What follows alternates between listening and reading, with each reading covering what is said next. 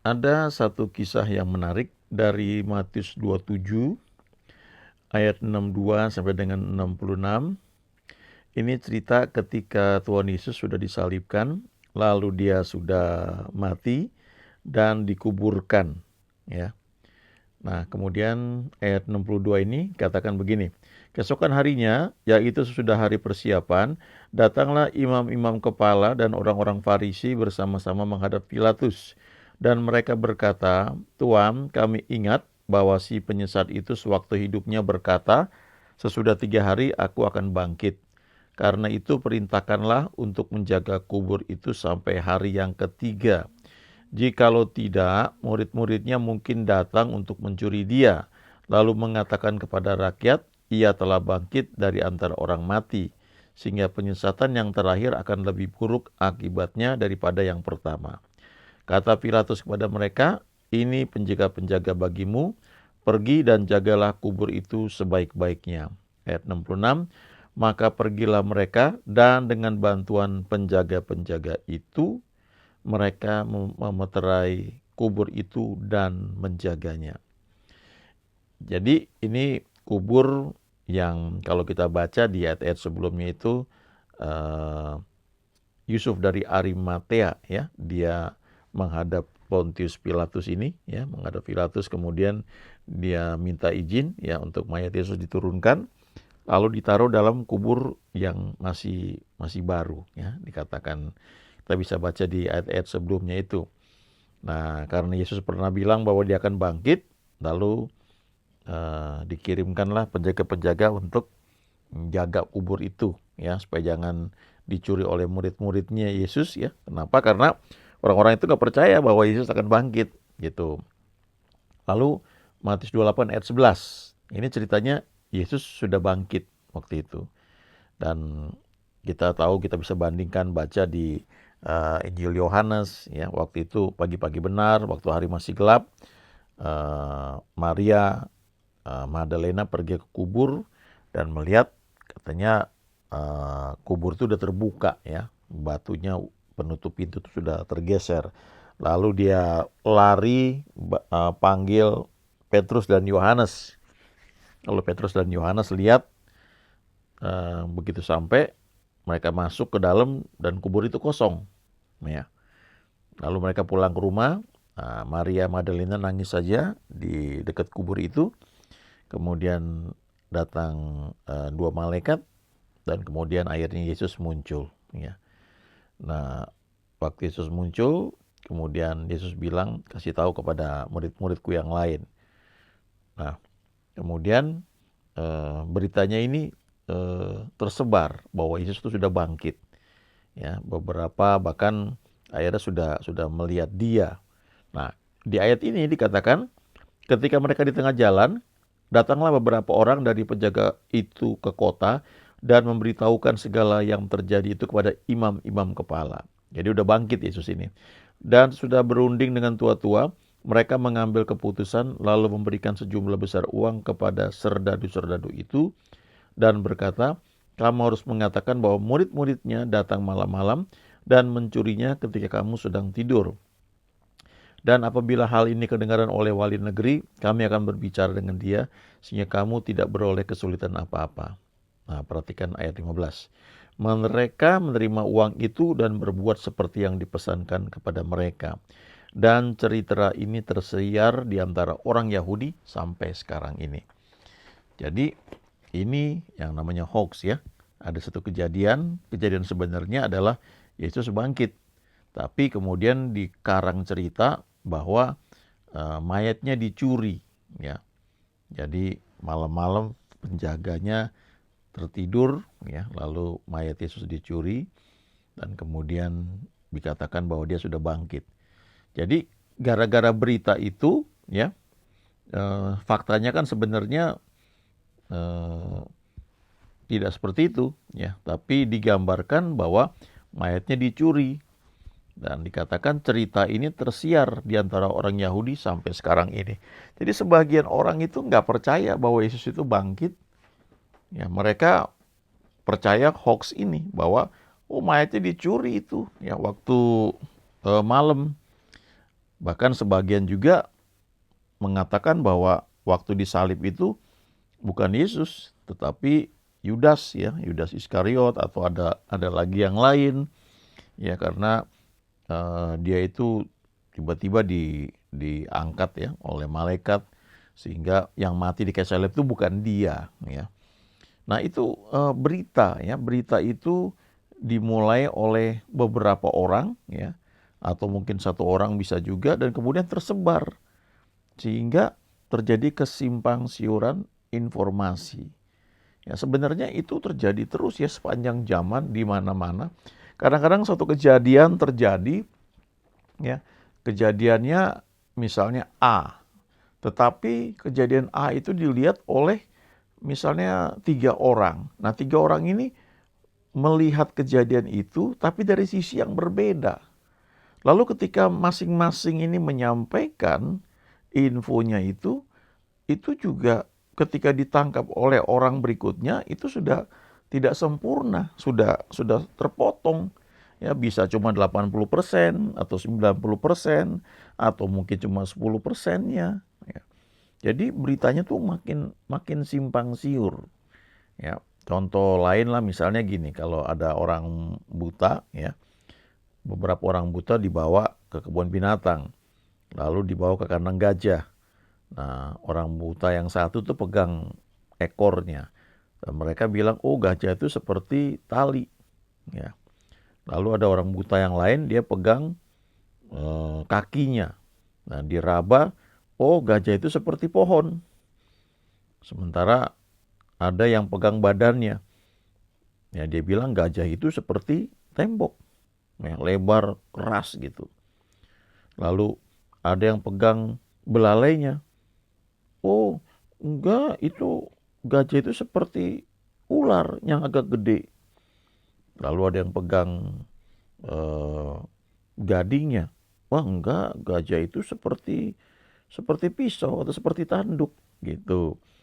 Nah, masing-masing ini melihat ya, bukan melihat sebenarnya ya, menyimpulkan gajah itu dengan keterbatasan indera mereka, karena mereka buta, jadi mereka cuma menyimpulkan dari apa yang bisa mereka tangkap dengan indera peraba mereka ya, dengan tangan mereka menyimpulkan ya, nggak sempurna jelas.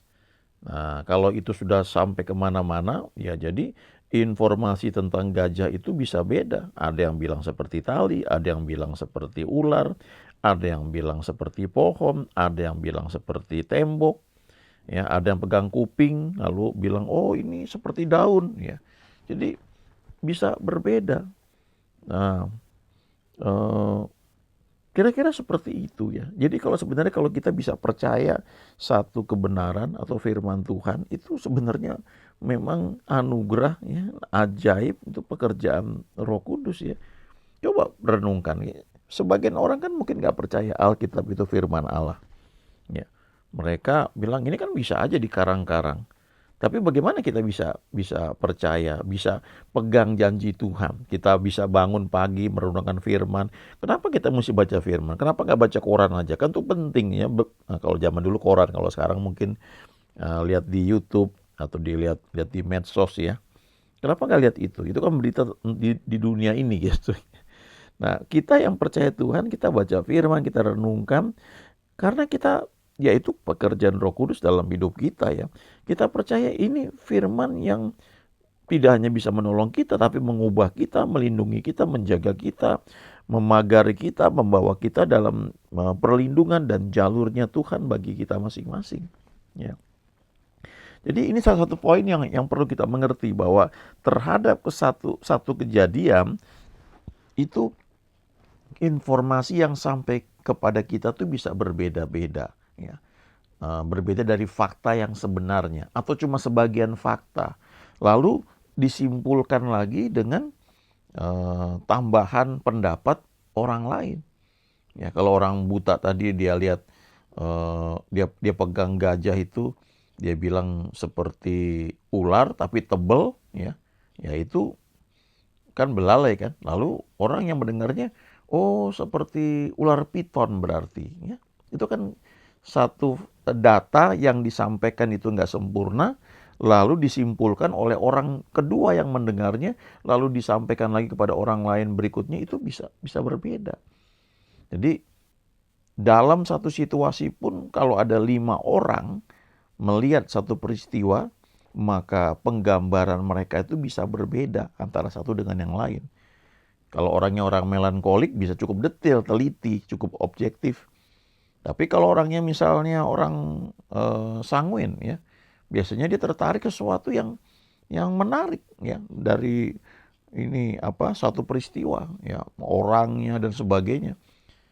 Ada orang yang kalau datang ke gereja karena dia seorang teknik ya, dia suka sound system, yang dia lihat di gereja itu adalah sound system. Dia lihat ini merek apa, berapa pengaturannya seperti apa. Sementara kalau yang suka musik begitu sampai di gereja dengar khotbah sih, tapi dia dengerin musiknya, ya main musiknya, keyboardnya seperti apa, merek apa, terus kuncinya seperti apa, improvisasinya seperti apa. Sementara yang seneng teaching ya, dia waktu pendetanya khotbah tuh dia dengerin, dia tangkep. Kadang-kadang pendetanya khotbah, dia buka ayat, dia buka lagi ayat tersebut dalam terjemahan lain, tafsiran seperti apa ya, dia serap sebanyak mungkin. Karena memang fokusnya ke situ atau interestnya ke situ. Ini ada satu kutipannya, we don't see things as they are, we see things as we are. Ya. Kita tidak melihat sesuatu itu seperti apa adanya. Ya. Tetapi kita melihat sesuatu itu seperti keberadaan kita. Artinya sejauh mana kita ini saat ini ya, pengetahuan kita, interest kita, lalu ya kepandaian kita, ya kemampuan untuk merumuskan atau mencerna sesuatu, ya itu yang kita lihat sebenarnya. Jadi bisa berbeda, ya seperti yang saya bilang tadi, ya orang yang interestnya di sound system begitu datang ke satu tempat atau satu acara atau di gereja misalnya, yang dia lihat adalah peralatan sound system, ya karena dia itu seorang yang suka pada sound system. Ada orang yang cenderung negatif ketika lihat sesuatu, dilihat yang negatif saja. Ya. Sebaliknya ada orang yang lihat yang kecenderungan positif, bisa melihat peluang. Ya, ada cerita satu salesman diutus, ya, salesman dari pabrik sepatu diutus ke satu pulau, ya, untuk membuka pasar di sana. Dia begitu sampai dia lihat, waduh orang-orang di sini nggak ada yang pakai sepatu, ya. Dia bilang nggak mungkin kita jual di sini, nggak ada orang yang pakai sepatu, ya, nggak laku di sini. Dia balik, ya, dia lapor sama bosnya, nggak bisa bos. Lalu dikirim salesman lain. Dia begitu nyampe, dia lihat hal yang sama, dia lihat orang-orang nggak pakai sepatu. Langsung dia pikir, wah ini kesempatan, ini pasar yang bagus ini. Lalu dia cari cara bagaimana memperkenalkan sepatu, dia presentasi, dia tunjukkan pentingnya. Mungkin dia minta sampel banyak, dia bagi gratis sampai orang-orang itu merasa puas, senang pakai sepatu. Akhirnya mereka mulai membutuhkan sepatu. Jadi salesman itu langsung bilang kirim sini order 1 kontainer sepatu misalnya. Dan jadilah laris ya. Jadi itu menyangkut cara pandang ya.